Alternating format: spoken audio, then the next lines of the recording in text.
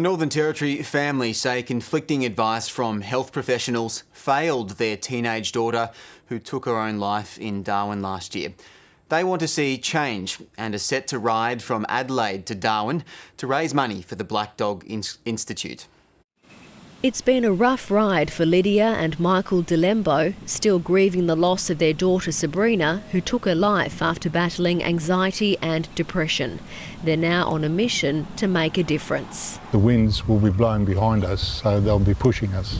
That's what they say anyway, I don't know. The high achiever had a panic attack in the lead up to her university exams and reached out to her family for help. She couldn't prepare for those exams. She couldn't remember what she was reading to do the assignment that she had to do.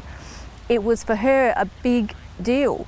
The 19-year-old saw a GP who prescribed her with an antidepressant and a tranquiliser to help her sleep. But weeks into the new drugs, Sabrina Lembo experienced suicidal ideation.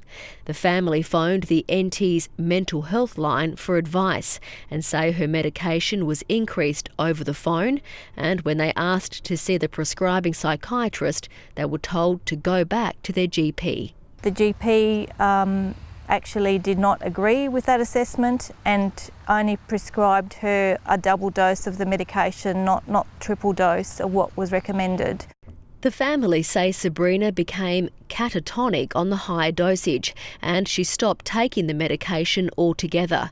Within weeks, she ended her life. I wake up every day and I just think I have to keep going for her sake and for the sake of my two boys, but it's very hard.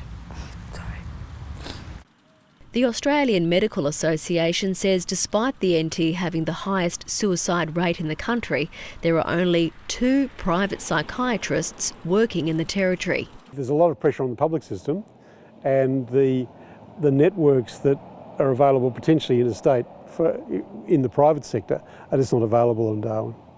The NT Health Department was contacted for this story, but in a statement said it couldn't comment on individual cases of suicide.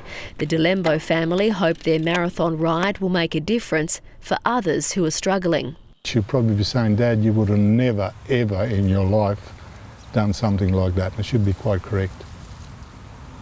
It's 40 years I haven't been on a bike.